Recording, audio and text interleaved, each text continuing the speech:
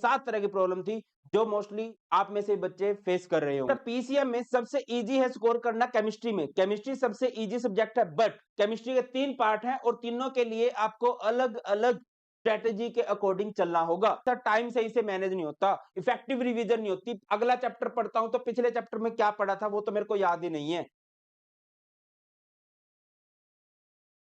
Hello my dear students, welcome करता हूं मैं भारत पंचाली और केमिस्ट्री गुरुजी अगेन आप सबका एक बहुत ही ज्यादा इंपॉर्टेंट वीडियो में। तो सितंबर मंथ आ चुका है, अगस्त का महीना जा चुका है। अब आपको अपने फाइनल एग्जाम थोड़े पास-पास दिखाई देने लगे होंगे। नहीं दिखाई दिए तो अभी हाफ ईयर लिया तो स्कूल में हो चुके होंगे या चल रहे होंगे या फिर थोड़े दिनों में होने वाले होंगे। थोड़ा-थोड़ा एग्जाम्स का डर सताने लगा होगा। देखो बेटा, आपके पास कहने को 5 महीने हैं, है ना? सितंबर, अक्टूबर, नवंबर, दिसंबर, जनवरी। फरवरी में तो एग्जाम होते हैं। पिछले 3-4 साल का अगर हम पैटर्न देखते हैं तो 15th ऑफ फ़ेब से आपके एग्जाम स्टार्ट हो जाते हैं। तो बेटा आज की वीडियो में हम लोग बात करने वाले हैं उस बेस्ट एक्शन प्लान की, उस बेस्ट स्ट्रेटेजी जो आपको हेल्प करेगा केमिस्ट्री में 98% प्लस स्कोर करने में। अब क्या मैं ये बातें बोल सकता हूं? तो पहली बात तो एक बात होती है ना कि our result speak much louder than words. देखिए बेटा, ये हमारा रिजल्ट है। ये हमारा पिछले 3 सालों का, क्योंकि इससे पहले तो कोविड वाला बैच था, है ना? कोविड वाले बैच के तो 100 आ भी गए तो तुम लोग मानोगे नहीं, मानने भी नहीं चाहिए। बट इसके बाद ये हमारे पेड बैच यूट्यूब के स्टूडेंट हैं जिन्होंने बार-बार 100, 99, 98 स्कोर किया है। यूट्यूब से पढ़ के, हमारे पेड बैचेस से पढ़ के। बेटा 10 साल से ज़्यादा का एक्सपीरियंस हो गया ऑफलाइन, ऑनलाइन को मिला के, और ऑनलाइन में 6 साल प्रॉपर हो गए हैं पढ़ाते हुए। तो आप लोग ट्रस्ट कर सकते हो। गिन के 18 से 20 मिनट की वीडियो होगी, बट यस, इसके बाद आपको कोई वीडियो देखने की ज़रूरत नहीं पड़ेगी। आपके जितने भी क्वेश्चन्स हैं, उन सब क्वेश्चन्स का आंसर मैंने इस वीडियो के अंदर किया है। बेटा जी, मैं अपनी क्लास में बच्चों से पूछा, 2-3 दिनों से कंटीन्यूअस यही बात पूछ रहा था कि बेटा बोलो आपको क्या-क्या प्रॉब्लम है? और हर एक क्वेश्चन का मैंने आंसर दिया है। तो बिल्कुल ध्यान से देख लेना। भले 2x पे देख लेना, और प्लीज हैंड फोल्डेड रिक्वेस्ट है कि एक कॉपी पेन ले आओ। ऐसा नहीं है कि वीडियो देखी, वीडियो दिन भर में बहुत सारी देख रहे हो, बहुत सारी स्ट्रेटेजी देख। बेटा ये एक एक्शन प्लान है, आपको फॉलो करना पड़ेगा। तो बेटा मोस्टली बच्चे मुझे क्या बोलते हैं कि क्या अभी से पढ़कर, मतलब आप सितंबर 1 को देख रहे हो, 2 को देख रहे हो, 10 को देख रहे हो, 15 को देख रहे हो, 20 सितंबर को देख रहे हो, क्या मैं सितंबर से पढ़कर अच्छा स्कोर किया जा सकता है क्या? दूसरा बड़ा क्वेश्चन आता है, ऑर्गेनिक कैसे करें, न्यूमेरिकल कैसे करें? कुछ बच्चे बोलते हैं इनऑर्गेनिक समझ में नहीं आती, इनऑर्गेनिक की रिएक्शन समझ में नहीं आती, पेपर का लेवल क्या होगा? ये बहुत क्वेश्चन पूछते हैं कि सर पिछले साल तो पेपर इजी आ गया था, इस साल पेपर का लेवल क्या होने वाला है? इफेक्टिव रिवीजन कैसे करनी है? बहुत सारे बच्चे बोल रहे हैं कि सर पिछला पढ़ा, उस टाइम तो अच्छा समझ में आया जब आपने समझाया या एक्स वाई जी टीचर ने समझाया, बट जैसे ही मैं 1-2 चैप्टर क्रॉस करता हूँ, क्रॉस करती हूँ, मुझे तो याद ही नहीं रहता कि उस चैप्टर में था क्या। उसके बाद किन रिसोर्सेज से प्रिपरेशन करनी है, इफेक्टिव रिवीजन कैसे करनी है, टाइम मैनेजमेंट सबसे इंपॉर्टेंट बात होती है बेटा। आपके पास दिन में 24 ही घंटे हैं, आपको सभी सब्जेक्ट पे ध्यान देना है, सभी में अच्छा स्कोर करना है। वो टाइम हम किस तरह से मैनेज करें, तो आपके इन सभी क्वेश्चंस का आंसर मैं करने वाला हूं। तो चलिए स्टार्ट करते हैं। सबसे पहले हम लोग बात करेंगे आपके पास कितना टाइम बचा है। सितंबर में आप ये वीडियो देख रहे हो, अक्टूबर, नवंबर, दिसंबर एंड जनवरी में आपके प्रैक्टिकल हो रहे होंगे या फिर आपके प्री बोर्ड हो रहे होंगे, और ये टाइम मैं आपको बोलूंगा बेस्ट रिवीजन के लिए देना है, मल्टीपल रिवीजन के लिए देना है। रिवीजन करनी है सारी प्रीवियस ईयर क्वेश्चन से, सारे सैंपल पेपर से, बढ़िया से। तो बढ़िया है कि आप इन 3 महीनों में सिलेबस कंप्लीट कर लो। अब क्या इन 3 महीनों में सिलेबस कंप्लीट किया जा सकता है? तो इसका सीधा साधारण सा आंसर है यस, किया जा सकता है। बेटा केमिस्ट्री में आपके 10 चैप्टर्स हैं, पर चैप्टर अब 3 मंथ्स हैं, तो आपको 3.3 समथिंग चैप्टर करने हैं। अब ये तो बड़ी ओड सी बात लग रही है ना, 3.3। बेटा आप 1 महीने में 4 चैप्टर कर लेना, बाकी 3-3 कर लेना, ठीक है? और बहुत ईज़िली किया जा सकता है, और मैं हमेशा बोलता हूँ कि पहले अपने आप को पासिंग रेंज में लेके जाओ। तो पहले हमेशा फिजिकल करो, वो सबसे ईज़ी है। देखिए भैया-दीदी कुछ भी बोल देते हैं, ये पढ़ लो, वो पढ़ लो, 1 दिन में ये हो जाएगा, ऐसा नहीं होता। 1 दिन में हैप्पी बर्थडे होता है, ठीक है? अगर आपको अच्छे मार्क्स लेके आने हैं तो आपको अच्छे से पढ़ना ही पड़ेगा, तभी आप अच्छा स्कोर कर सकते हो। तो बेटा आपको एनी हाउ कोशिश करनी है कि इन 3 महीनों के अंदर मैं अपना सिलेबस निपटाऊँगा अच्छे तरीके से। अब आ जाते हैं हमारा सिलेबस है क्या? बहुत सारे बच्चे ऐसे होते हैं कि किसी टॉपिक को देखेंगे, अरे सर ये कौन-सा टॉपिक है? देखिए बेटा ये हमारा सिलेबस होता है। हमारे पास केमिस्ट्री में 10 चैप्टर्स हैं। सॉल्यूशन, इलेक्ट्रोकेमिस्ट्री, केमिकल काइनेटिक्स, ये हमारे फिजिकल केमिस्ट्री के चैप्टर रहने वाले हैं। इसके बाद D and F block coordination compound, ये हमारे इनऑर्गेनिक केमिस्ट्री के चैप्टर चैप्टर रहने वाले हैं। Haloalkanes, haloarenes, alcohol, phenol ether, aldehyde ketones and carboxylic acid amines, biomolecule, ये हमारे ऑर्गेनिक केमिस्ट्री के चैप्टर रहने वाले हैं। लगभग हर एक चैप्टर की एवरेज आप मान के चलो 7 मार्क्स का हर एक चैप्टर बनता है। 1-2 ऊपर-नीचे हो सकता है, जैसे इलेक्ट्रोकेमिस्ट्री हमारा 9 मार्क्स का है। इसके अलावा एल्डिहाइड कीटोन्स हमारा 8 मार्क्स का है। ऑर्गेनिक में कई टॉपिक इधर-उधर होते हैं, तो आप मान के चलो कि हर एक चैप्टर हमारा लगभग-लगभग 7 मार्क्स का रहता है। ये हमारा स्लोट केमिस्ट्री की portion wise marks distribute. Physical आपकी 23 मार्क्स की होती है बेटा, किसी भी बच्चे को पास होने के लिए 23 मार्क्स ही चाहिए, 30 आपके प्रैक्टिकल के लगते हैं, जो स्कूल वाले जनरली लगा देते हैं अगर आप ठीक थोड़ा पढ़ने वाले हो। इसके बाद 14 इनऑर्गेनिक, बेटा साइकिल आपका यही रहना चाहिए, प्लीज इसको डिस्टर्ब मत कीजिए। सबसे पहले फिजिकल पढ़ो, सबसे ईजी होती है, चैप्टर इंटर रिलेटेड नहीं है। अच्छा, एक चैप्टर खुद से रिलेटेड होता है, बट 2 चैप्टर एक दूसरे से रिलेटेड नहीं होते। इनऑर्गेनिक में थोड़ा बहुत रिलेशन आ जाता है, ऑर्गेनिक में तो चैप्टर बहुत ज्यादा रिलेटेड है, इतने ज्यादा रिलेटेड है कि 11th के टॉपिक्स भी आपको पढ़ने पड़ेंगे। अगर आप 11th के टॉपिक अच्छे से पढ़ के आते हो, तभी आप अच्छा स्कोर करते हो। अब बेटा मैं आपको एक बिल्कुल सच्चाई बता देता हूँ कि बोर्ड लेवल का जो पेपर होता है वो बहुत ईज़ी होता है। 80% पेपर आप ईज़ी मान सकते हो, 10% पेपर आप मॉडरेट मान सकते हो, 10% पेपर आप मॉडरेट प्लस मान सकते हो। मतलब 80% कोई भी बच्चा लेके आ सकता है, अगर वो डेली 30 मिनट्स की भी सेल्फ स्टडी कर रहा है ना, लेके आ सकता है, कोई नहीं रोक सकता उसको।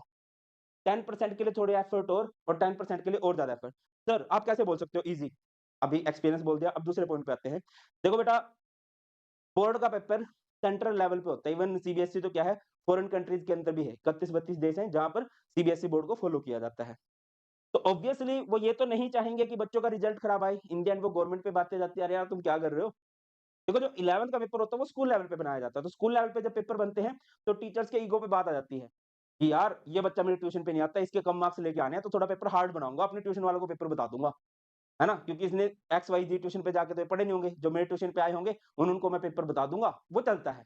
बट बोर्ड में पूरे इंडिया के लेवल को देखा जाता है कि हाँ यार, कैसी-कैसी परिस्थितियाँ रही होंगी, तो उसके अकॉर्डिंग ही पेपर बनाया जाता है। और पिछले 10 साल के पेपर के पैटर्न को अगर आप देखोगे, तो पेपर ऐसे ही बनता है, ईज़ी, मॉडरेट और थोड़ा-सा मॉडरेट प्लस।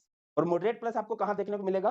जो नए पैटर्न के क्वेश्चन हैं, वो आपको थोड़ा बहुत हैंग कर सकते हैं, बट डोंट वरी यार, इतनी प्रैक्टिस कर लेंगे कि तुम खुद बोलोगे कि सर पेपर बहुत ईज़ी लग रहा है। लिटरली हर बार ये बोलते हैं बच्चे, तुम ही बोलोगे। नेक्स्ट मूव तो बेटा ये पिरामिड है, जो मैंने अगस्त में बताया था आपको, सितंबर में भी बता रहा हूँ।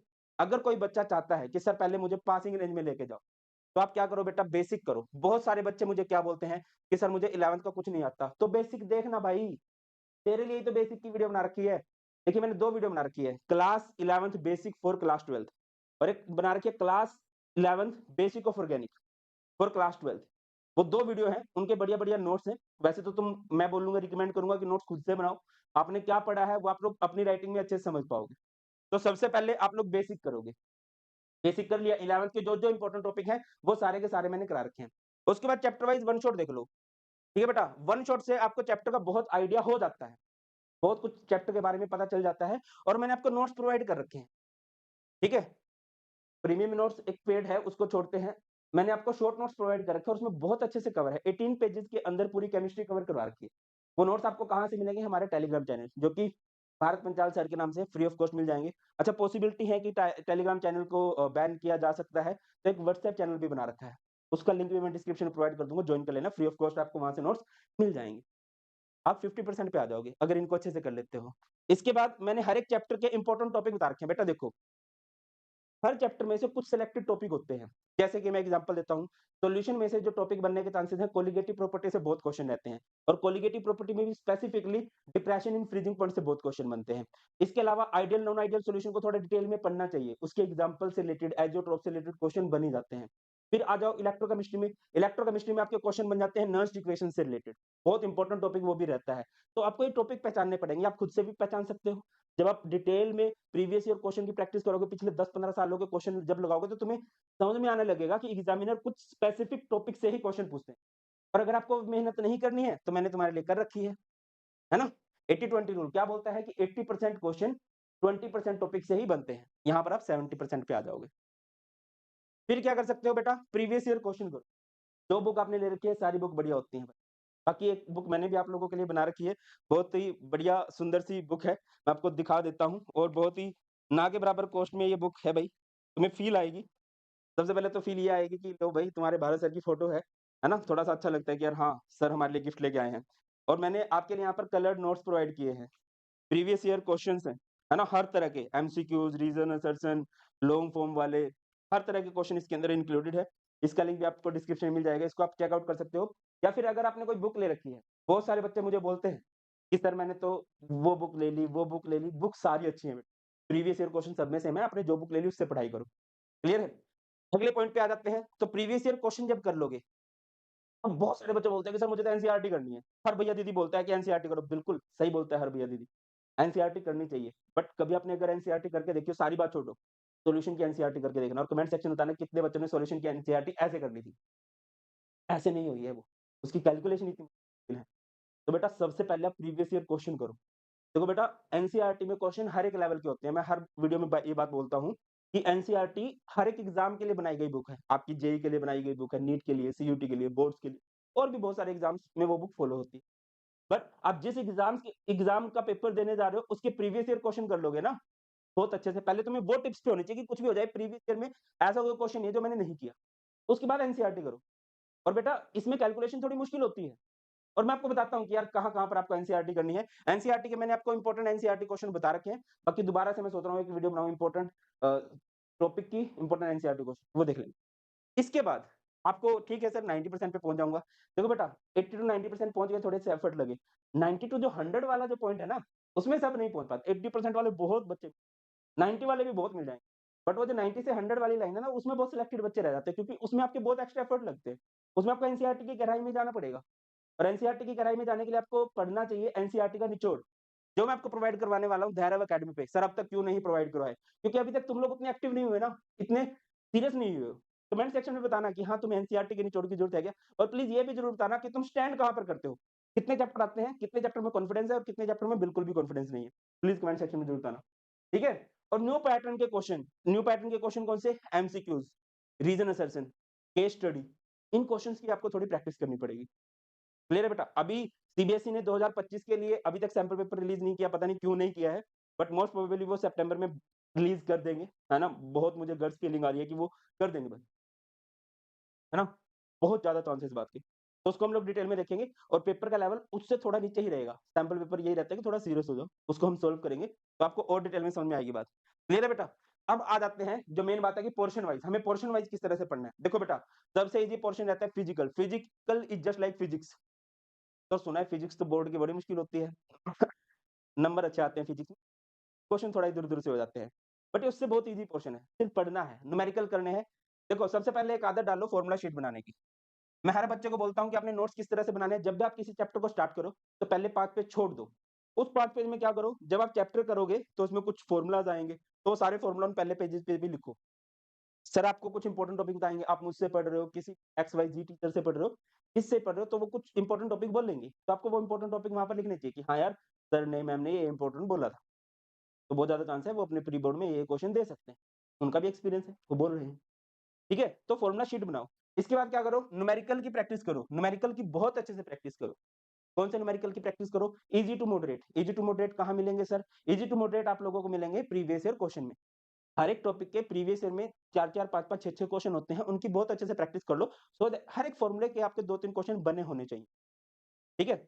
इसके बाद ग्राफ्स, फिजिकल केमिस्ट्री में हर एक चैप्टर में आपको ग्राफ देखने को मिलेंगे। वहाँ से बेटा एमसीक्यू की फॉर्मेशन हो सकती है। एनसीईआरटी में 10-12 ही ग्राफ है, उनको अच्छे से देख लो आप। आगे मूव करते हैं। पहले पीवाईक्यू कर लो। जब आप प्रीवियस ईयर क्वेश्चन में ऐसे हो ना कि यार कुछ हो जाए प्रीवियस ईयर क्वेश्चन तो मैं कर लूँगा, देन एनसीईआरटी पे जाओ। ठीक है? बट अगर आपके प्रीवियस ईयर क्वेश्चन नहीं है, मैं आपको रिकमेंड नहीं करता कि एनसीईआरटी पे जाओ फिजिकल के लिए, क्योंकि इधर बहुत मुश्किल कैलकुलेशन होती है। तो फिर कहाँ पर करनी है? आ जाओ। Inorganic chemistry, D and F block element है, कोऑर्डिनेशन कंपाउंड है, टोटली थ्योरी है।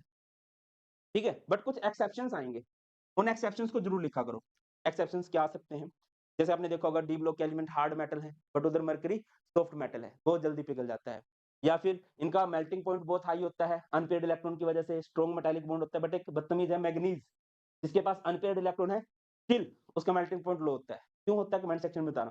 ऐसे-ऐसे एक्सेप्शन आ जाते हैं, है ना? डी ब्लॉक के एलिमेंट को ट्रांजिशन बोलते हैं, बट कुछ डी ब्लॉक के एलिमेंट को ट्रांजिशन नहीं बोला जाता। ऐसे-ऐसे बहुत सारे एक्सेप्शन आपको देखने को मिलेंगे, उन पे एक्स्ट्रा फोकस करो। है ना? और कहाँ से क्वेश्चन बनते हैं बेटा? डी एंड एफ ब्लॉक में जो केएमएनओ4 है, K2Cr2O7 है, बैलेंस बॉन्ड थ्योरी है, सीएफटी है, इनके जितने भी क्वेश्चन्स आए हुए हैं प्रीवियस ईयर में, जब आप प्रीवियस ईयर क्वेश्चन करोगे ना, ये पूरी थ्योरी ही बहुत अच्छे से हो जाएगी। इनको करो। अब आ जाते हैं ऑर्गेनिक में। अच्छा एक और चीज़ मैं न्यूमेरिकल से रिलेटेड बता दूँ बेटा, जो फाइनल आंसर होता है वो आधे नंबर का होता है। मैटर करता है वे, कि कोई न्यूमेरिकल आपने किया किस तरह से है, गिवन क्या-क्या है, पहले ये लिखते हैं, फिर फॉर्मूला लिखते हैं, फिर फॉर्मूले में वैल्यूज़ पुट करते हैं। अगर तुम्हें लग रहा है ना कि कैलकुलेशन मुझसे नहीं होगी, तो ये तुम्हारा वहम है। बहुत ईज़ी कैलकुलेशन होती है है ना? 10th से भी मतलब मान के चलो 8th 9th लेवल का मैथ भी अगर आपका ठीक है तो आप कन्वर्ट कर सकते हो। ठीक है? इतना हार्ड मैथ नहीं आता है। लॉग टेबल आपको गिवन हो लॉग की वैल्यूज़ आपको गिवन होती हैं, लॉग टेबल गिवन नहीं होती, लॉग की वैल्यूज़ आपको गिवन होती हैं, तो डरने की ज़रूरत नहीं। आ जाओ ऑर्गेनिक केमिस्ट्री में। बेटा ऑर्गेनिक केमिस्ट्री में जो बच्चे गलती करते हैं, पहली बात तो ये है कि वो इरेगुलर हो जाते हैं। ऑर्गेनिक केमिस्ट्री ऐसी चीज़ नहीं है, आपको बिल्कुल रेगुलर पढ़नी चाहिए। आप जहाँ से भी पढ़ रहे हो रेगुलर पढ़ो। और जब भी आप ऑर्गेनिक स्टार्ट करो उससे पहले अपना बेसिक अच्छा कर लो, है ना? नोमेनक्लेचर अच्छे से पता होना चाहिए, आइसोमेरिज्म अच्छे से पता होना चाहिए, इंडक्टिव इफेक्ट क्या है, इलेक्ट्रोमेरिक इफेक्ट क्या है, हाइपर कंजुगेशन क्या है, रेजोनेंस क्या है, कंजुगेशन क्या है। ये बेसिक सी बातें पता होनी चाहिए क्योंकि चैप्टर्स में यही बातें आती हैं। देखो बेटा अच्छा एक और बात है कि हमारी कह सकते हो 200-300 रिएक्शन है, 400-500 रिएक्शन है। अब हर एक रिएक्शन का मैकेनिज्म नहीं किया जा सकता और बोर्ड के लिए करना भी नहीं चाहिए, मैं आपको रिकमेंड भी नहीं करूँगा। बट आपको ये बातें पता होनी चाहिए। है ना? एक-एक नंबर में पूछ लिया जाता है कि बताओ यहाँ पर कौन-सी रिएक्शन हुई है? इसने इधर अटैक क्यों नहीं किया? सबसे पहले आप बेसिक करोगे, बेसिक के बाद कंप्लीट इन फ्लो मतलब आप ये मत करना कि पहले अमाइन कर लिया, फिर हैलोल्केन, हैलोरिन ऐसे नहीं होगा। ऑर्गेनिक के चैप्टर इंटर रिलेटेड है। जब आप हैलोल्केन, हैलोरिन कर लोगे, तो आपको अल्कोहल फिनोल ईथर में कुछ टॉपिक मिलेंगे। अल्कोहल फिनोल ईथर कर लोगे तो उसके कुछ टॉपिक आपको किसमें मिलेंगे? एल्डिहाइड कीटोन्स में मिलेंगे। अमाइन्स तो इन सबका छोटू-सा चैप्टर होता है, गिने-चुने टॉपिक आ जाते हैं। सारे चैप्टर्स को आप सीरियल वाइज़ करो और चैप्टर खत्म होते ही एनसीईआरटी के क्वेश्चन लगाने की मत कोशिश करिया करो। कन्वर्जन देख के बच्चे सबसे ज़्यादा डरते हैं, तो मैं आपको रिकमेंड नहीं करूँगा कि एकदम से करो। पहले पूरी ऑर्गेनिक कंप्लीट फिर क्या करोगे भाई? नोट्स बनाओ नेम रिएक्शन के, रिएजेंट्स के। कोई रिएजेंट क्या करता है? जैसे कि HBr प्लस पेरोक्साइड अगर आ गया, तो यहाँ पर सिंपल सी बात है कि कौन-सा रूल लगेगा भाई? यहाँ पर लगेगा एंटी मार्कोनी को। जैसे कि Cl2 आ गया सनलाइट में, तो यहाँ पर हो जाएगी फ्री रेडिकल हैलोजिनेशन। जैसे कि Cl2 आ गया FeCl3 की प्रेजेंस में और यहाँ पर डार्क आपको दे रखा है, तो यहाँ पर क्या हो जाएगी भैया? Electrophilic substitution. तो इन रिएजेंट का आपको पता होना चाहिए कि कौन रिएजेंट करता क्या है? KMnO4 है, K2Cr2O7 वो बढ़िया ऑक्सीडाइजिंग एजेंट है ना? तो एक कॉपी बनाओ साथ-साथ अच्छा मैंने बोला ना हर एक चैप्टर के पहले 5 पेज छोड़ने और उन 5 पेजेज़ में जो भी इस चैप्टर की स्पेसिफिक नेम रिएक्शन है, नेम रिएक्शन से ही बहुत सारे क्वेश्चन बनते हैं। कंप्लीट द रिएक्शन, कन्वर्जन, है ना? और नेम रिएक्शन नाम से ही आ जाती है, तो अच्छे से उनको करो। इसके बाद क्या करोगे? इसके बाद प्रीवियस ईयर क्वेश्चन करोगे और ऑर्गेनिक केमिस्ट्री आपको बहुत ईज़ी लगेगी अगर आप कांसेप्ट वाइज़ पढ़ते हो। सर कांसेप्ट वाइज़ पढ़ने का क्या मतलब है? बेटा पहले पूरा नोमेनक्लेचर देखो जो भी आया है। मैंने आपके लिए कांसेप्ट वाइज़ ऑर्गेनिक केमिस्ट्री की प्लेलिस्ट बना रखी है। जब आप चैप्टर वाइज़ पढ़ो ना फिर कांसेप्ट वाइज़ पढ़ना आपको ऐसे कॉन्फिडेंस आएगा। है ना? ऑर्गेनिक केमिस्ट्री की फिर नेम रिएक्शन देखोगे, फिर रोड मैप, फिर conversion, previous year conversion, test to distinguish, acidic basic strength, इस तरह से आप लोग कांसेप्ट वाइज़ करोगे। घबराओ मत, अभी शायद तुमने स्टार्ट नहीं किया दैट्स व्हाई मेरी टर्म्स आपको बड़ी मुश्किल लग रही है बट करोगे ना, बहुत ईज़ी लगने लगेगी। तो इस तरह से आपने इनको करना है ना? अच्छा एक चीज़ मैं आपको बताता चलूँ, बेटा आप जो भी सोच सकते हो, वो सब कुछ आपको मैंने प्रोवाइड कर रखा है। हमारे चैनल के अप्रॉक्स 4 लाख प्लस सब्सक्राइबर हैं। आपके सीनियर्स कंटीन्यूअसली फॉलो करते गए हैं। तो कुछ भी लाइक आपको किसी चैप्टर का वन शॉट चाहिए, किसी चैप्टर के प्रीवियस ईयर क्वेश्चन चाहिए, किसी चैप्टर के एमसीक्यूज़ चाहिए, किसी भी चैप्टर के आपको टॉपिक है लाइक KMnO4 K2CR27 नहीं आ रहा, तो आप क्या सर्च करोगे? KMnO4 by Bharat Panchal sir, organic conversion by Bharat Panchal sir, name reaction by Bharat Panchal sir, organic mechanism by Bharat Panchal sir, basic of organic by Bharat Panchal sir. इस तरह से आप सर्च करते जाओगे, हर एक टॉपिक आपको सामने मिलता जाएगा। और कुछ भी दिक्कत आए यार कमेंट सेक्शन में बता दिया करो, सॉल्व करवा देंगे। अब आ जाओ टाइम मैनेजमेंट पे, है ना? कि सर मुझसे तो टाइम मैनेज नहीं होता, टाइम मैनेज किस तरह से करना हो? देखो बेटा सिंपल सी बात है। अब जो स्कूल का टाइम है उसको नहीं बदला जा सकता, जो कोचिंग टाइम है उसको भी नहीं बदला जा सकता। इसके बाद आपको देखना है कि आपके पास खाली टाइम कब है। और एक होता है ना हर एक बंदे का ये अलग हिसाब होता है ना? कोई सुबह बहुत एक्टिव होता है, कोई दोपहर को बहुत एक्टिव होता है, कोई शाम को बहुत एक्टिव होता है, कोई रात को बहुत एक्टिव होता है। हर एक का अलग-अलग होता है। आप देखो वो कौन-सा टाइम है जिस टाइम आप सबसे ज़्यादा एक्टिव होते हो। ठीक है? अच्छा रहेगा अगर आप सुबह भी एक्टिव हो जाते हो, तो अपने दिन को स्लॉट्स में डिवाइड कर लो और कोशिश करो सेल्फ स्टडी की आदत डालो 30 टू 40 मिनट्स हर एक सब्जेक्ट की। हर एक सब्जेक्ट की 30 टू 40 मिनट्स की सेल्फ स्टडी होनी चाहिए एनी हाउ।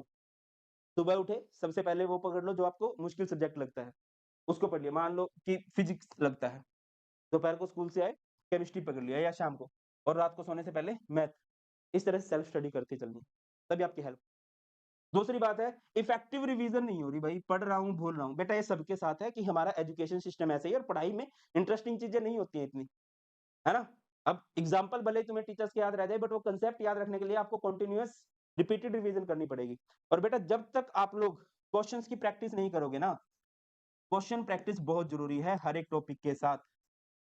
मैं करवाने भी वाला हूँ कि यार सॉल्यूशन में से न्यूमेरिकल आएँगे तो सॉल्यूशन के न्यूमेरिकल की एक वीडियो, थ्योरी के क्वेश्चन आ सकते हैं, तो थ्योरी की एक वीडियो। और बेटा मैंने आप लोगों के लिए ही हर एक चैप्टर की क्या बना रखी है, 15 minutes revision video, 30 minutes revision video. Like आपको कोई चैप्टर आपने पढ़ा है, आपने वो अच्छे से पढ़ा है, बट आप थोड़े दिन बाद आपको फील नहीं आ रही, तो आप क्या करो? आपने करना क्या है बेटा, 15 मिनट्स रिवीजन वीडियो देख लो कि हाँ यार, थोड़ा-थोड़ा क्लियर हो रहा है, आ रहा है वापस मुझे।